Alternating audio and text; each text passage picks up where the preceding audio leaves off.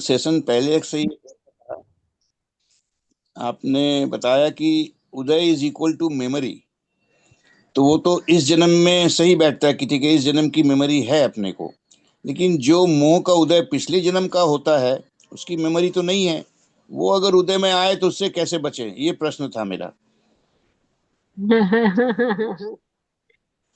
आप कह रहे हो कि उदय यानी मेमोरी, हमारे इस जन्म का मेमोरी हमारे सामने आती है, उदय आता है तो हमें समझ में आता है। और लेकिन प्रीवियस बर्थ से कोई मेमोरी उदय में आ रही है तो उससे हम बचे कैसे? अरे हम पूरा ही, हमारा जो दिखाई देने वाला जो रूप है ना, वो पूरा ही कैरी फॉरवर्ड हो रहा है, कहीं कहीं से हम लेकर के ही आ रहे हैं। हमारे मसल्स की मेमोरी है, डाइजेशन मेमोरी है, इंद्रियां अपनी मेमोरी पे वर्क कर रही है। क्यों? एक ही चीज को आग अलग दृष्टि से देखता है, कान अलग से लेते हैं, स्वाद अलग लेता है। सब सारा सिस्टम जो है वो पूरा एक मेमोरी वर्क है। मेमोरी प्रोजेक्शन ही सारा कुछ प्रोजेक्शन चल रहा है। हम बचे कैसे? बचने के लिए एक ही चीज है कि हम होश में कैसे आ जाए। क्योंकि जो जागरूक है वो कर्म नहीं बांधता। भगवान महावीर का एक शब्द वाक्य हमने बार बार सुना है, जहाँ भगवान महावीर बोलते हैं कि जयम चरे जयम चिट्ठे जयम आसे जयम सय, जयम पुंजन तो भासन तो पावम कमम न बंधे। पाप कर्म किसको नहीं बनता? क्योंकि उनसे पूछा गया कि अगर खाने में, पीने में, चलने में, उठने में, सोने में, जागने में, सब में पाप लगता है तो हम बचेंगे कैसे? उन्होंने एक ही शब्द दिया, जयम। जय मेरी जाग जाओ।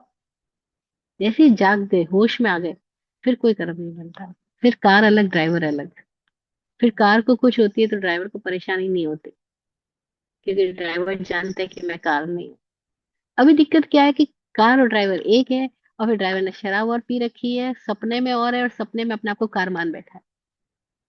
तो बचाव का उपाय क्या दिया उन्होंने? कहा बस ये मिथ्यात्व जो है, जो रॉन्ग आइडेंटिफिकेशन जो है, वहां से जाग जाओ, होश में आओ, खुद को पहचान लो आप कौन हो। जैसे आपने जान लिया आप कौन हो, फिर कितना ही उदय आए ना, मेमोरी आएगी, बहुत सारी चीजें आएंगी, लेकिन हमें प्रभावित नहीं कर सकते। फिर वो सब बाहर है, आउटर लेयर पे बहुत कुछ हो रहा है, लेकिन भीतर में विराजमान वो मजा कर रहा है, क्योंकि वो मजे में ही उसका स्वभाव ही मौज है। तो चाहे इस जन्म की मेमोरी है या लास्ट प्रीवियस बर्थ की मेमोरी है, हम पूरा एक मेमोरी प्रोग्राम ही है। गुरुजी एक बहुत प्यारी बात कहते हैं, वो कहते हैं सब कुछ मशीन है यहाँ। सब कुछ मशीन है, आदमी भी मशीन है, क्योंकि आदमी भी यंत्रवत चल रहा है। देखो ना, मैकेनिकली भूख है, मैकेनिकली सारा टेस्ट है। हमको जिसको जो टेस्ट बैठ गया हमारे मैकेनिज्म में, हम उसी टेस्ट को प्रेफर करते हैं। हम सब मैकेनिकली चल रहे हैं। मुझे कहते हैं सब मशीन है, आदमी जब तक सोया हुआ है सब मशीनवत ही व्यवहार कर रहा है, वो होश में है ही नहीं। तो आप कह रहे हो मेमोरी से हम कैसे, हम प्रीवियस बर्थ की मेमोरी से कैसे मुक्त हो जाए, बच जाए? अगर आपका ये क्वेश्चन है तो प्रीवियस है या ये है, हमें नहीं पता। We are always a program of memory, क्योंकि हमने बोलना सीखा, चलना, हमारी सारी क्रियाएं सब कुछ मेमोरी बेस्ड है।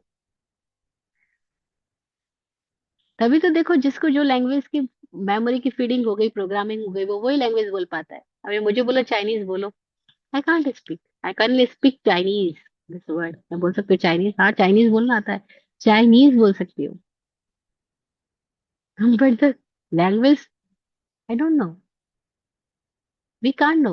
और हम सब अलग अलग तरीके से प्रोग्राम्ड है, और हर चीज ही मेमोरी है।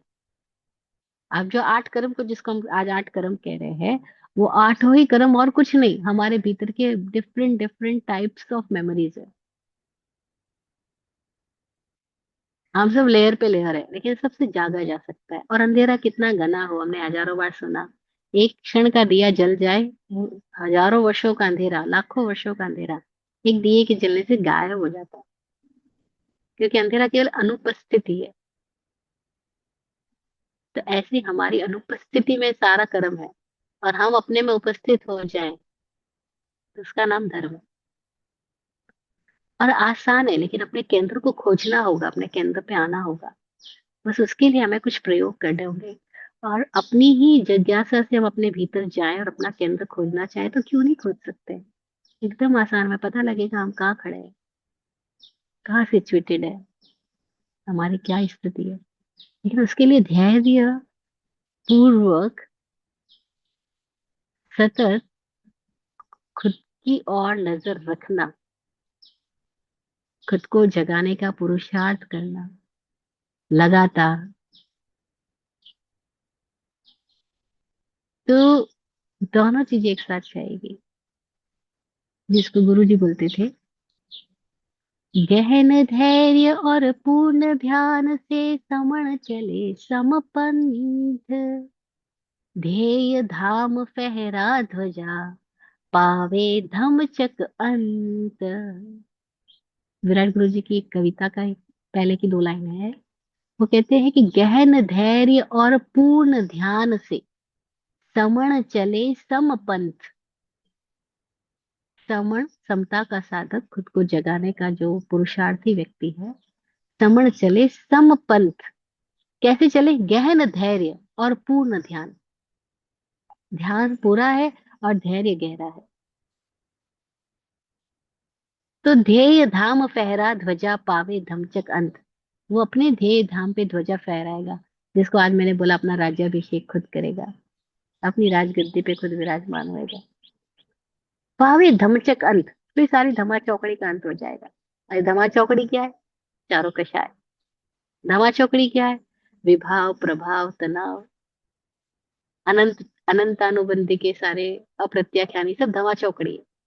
इन सब का अंत कैसे होगा? गहन ध्यान और गहन धैर्य और पूर्ण ध्यान से समण चले समपंथ।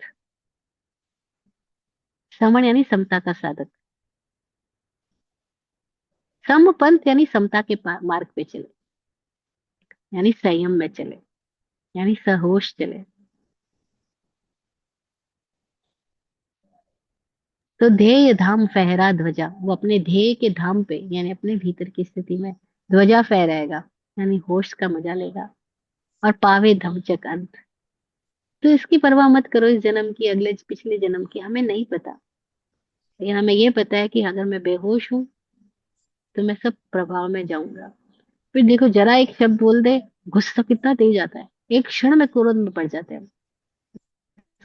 का मतलब क्या हुआ? कि हम अपने विचारों में इतने विमुग्ध है, इतने मूर्छित है, कि हम अपने आप को विचार से अलग देख ही नहीं पा रहे। हम अपने आंतरिक वृत्तियों से इतने जकड़े हुए हैं कि हम उससे अपने आप को अलग देख ही नहीं पा रहे। और जब अलग देख ही नहीं पा रहे, तो जरा सा कोई पिंच करे, हमारे भीतर के विचार, हमारे भीतर की वृत्तियां उबाल खा के बाहर आ जाती है। हमारे भीतर शोरगुल ऑलरेडी इतना है कि जरा सा कोई करे और वो शोरगुल हमारा फूट जाता है, ज्वालामुखी बन जाता है। मैंने देखा है, लोग सामायिक करके आते हैं, पूजा करके आते हैं, ध्यान करके आते हैं, और जरा उनको क्षण में एक कोई छेड़े तो सही, इसका मतलब क्या होगा? उनकी सामायिक हुई नहीं, सदी नहीं। वरना अपनी मौज इतनी प्यारी होती, अपनी प्रसन्नता, इतना मजा हो रहा होता कि फिर बाहर कोई कुछ कहे भी तो हम उसका भी मजा ही लेते। लेकिन यहाँ तो कोई छोड़ना छेड़ना चाहिए, और वो भी पत्नी, पति, नियर बाय, एकदम नियर बाय पर्सन। उनके प्रति हमारे दिमाग में इतनी ऑलरेडी पिक्चर सेव होती है कि वो जरा सा कुछ छेड़े और हमारे पुराने पिक्चर निकल आती है। अभी तो वो प्यार से बोल रहा है, लेकिन पुराना गुस्सा भरा पड़ा ना उनके प्रति, शिकायतें भरी पड़ी उनके प्रति हमारे मन में, तो वो जरा सा वो छेड़े और वो सब निकल आई, तो ये क्या हुआ? ये मेमोरी प्रोग्राम ही तो हुआ। वही शब्द कोई वो दोस्त बोलता जिनसे हमें बहुत लगाव रहा है, तो हमें वो शब्द परेशान नहीं करते। लेकिन वही शब्द वो व्यक्ति बोले जिनसे हमको बहुत पीड़ाएं हैं, जो बहुत शिकायतें हैं जिनके प्रति हमारे मन में है, वो बोल दे तो हमें बहुत परेशानी होती है। तो शब्द परेशानी पैदा नहीं कर रहे हैं, शब्द कौन बोल रहा है, और जो बोल रहा है वो परेशानी पैदा नहीं कर रहा है। जो बोल रहा है उसके लिए हमारे मन में क्या प्रोग्राम्स, क्या मेमोरी इकट्ठी है, उसके हमने कौन सी पिक्चर्स अपने दिमाग में इकट्ठी कर रखी है। जब वो सामने आती है तो हम एकदम बवंडर मचाना शुरू कर देते हैं। इसका मतलब क्या हुआ? हम हमको वो गुस्सा किसने दिलाया? शब्दों ने जो बोले गए, उस व्यक्ति ने जिसने शब्द बोले, या हमारे भीतर वो चल रहा मेमोरी प्रोग्राम जो उस व्यक्ति को, उन शब्दों को उस तरीके से रजिस्टर कर रहा है।